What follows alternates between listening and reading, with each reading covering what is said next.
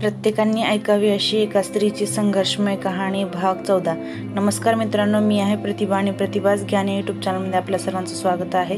कहाणी ऐकण्यापूर्वी तुम्ही जर चॅनलवर नवे असाल तर प्लीज लाईक, शेअर आणि सबस्क्राईब करा। चला तर ऐकूयात कहाणी महाश्वेता। गिरिजा असूयेनं अनुपमेकडे पाहत होती।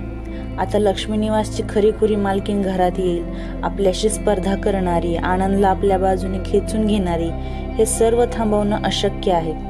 वसुमतीताईंनी मौन मोडत म्हटलं, काही बोलायचं असेल, विचारायचं असेल तर बोल ना आनंद। आनंदने नकारार्थी मान हलवली।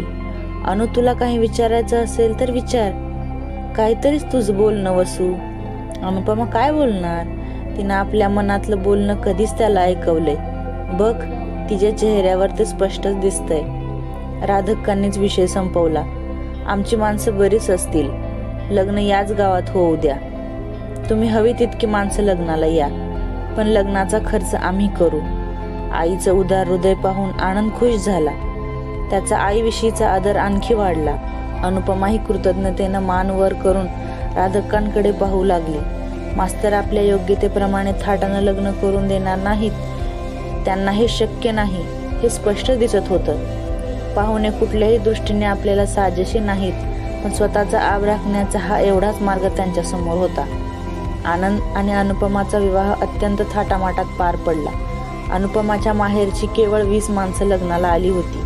अनुपमाची सख्खी आई मरण पावल्यानंतर तिकडच्या नातेवाईकांशी फारसे संबंध राहिले नव्हते।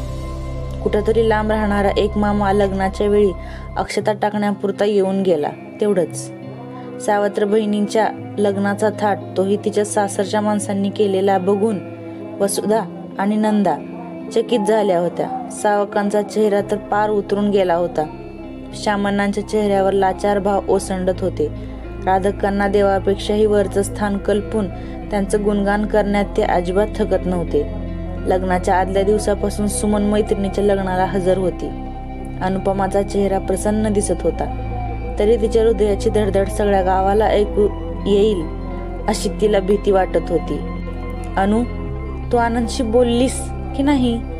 अनुपमेने नकारार्थी मान हलवली। काही विशेष निरोप असेल तर सांग, मी सांगून येईन। नको, अनुपमा उत्तरली। वडिलांनी लेकीसाठी पिवळी जर्द कृत्रिम रेशमी साडी आणली होती, त्यांची तेवढीच कुवत होती। राधक्का, त्यांनी मात्र कधीही न पाहिलेले, कधी नावही न ऐकलेले दागदागिने सुनेसाठी केले होते। शेकडो साड्यांमध्ये अनुपमा बुडून गेली होती। घरभरणीच्या वेळी हिऱ्याच्या कुड्या घालत असलेल्या अनुपमेला बघून वसुमतीताई म्हणाल्या, राधक्कांनी केवळ 10% दागिने सुनेला घातले आहेत। तेव्हा मात्र सगळे चकित झाले होते। विविध प्रकारचे दागदागिने, त्यातही जुन्या काळचे वजनदार दागिने दिवसभर अंगावर वागून अनुपमा थकून गेली। त्यावेळीही तिच्या मनात एकच भाव घोळत होता, या सर्व दागिन्यांपेक्षा कितीतरी श्रेष्ठ दागिना आपल्याकडे आहे, तो म्हणजे आनंद। हॉस्टेलमधल्या सगळ्या मैत्रिणी लग्नाला हजर होत्या। लाडक्या मैत्रिणीचं लग्न चुकवणं शक्यच नव्हतं। आनंदचं यापैकी कुठंही लक्ष नव्हतं। सालंकृतच नव्हे, अनलंकृत अनुपमेनं त्याचं मन स्वतःकडे खेचून घेतलं होतं। लग्नघराच्या घाई गडबडीत कितीही इच्छा असली तरी आनंदला अनुपमेशी जास्तीचं बोलायला जमलं नव्हतं। लग्नानंतर आनंद अधिक बडबड्या झाला होता, तर आधी बोलकी असलेली अनुपमा अबोल झाली होती। अनु, बोलत का नाहीस? तिकीट विकायला आली होतीस तेव्हा कशी बोलत होतीस? लाजून अनुपमेनं मान आणखी खाली घातली।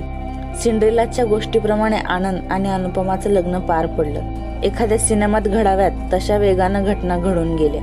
अनुपमा आपला नवा संसार कसा थाटेल पाहूयात पुढच्या भागात। तोपर्यंत नमस्ते।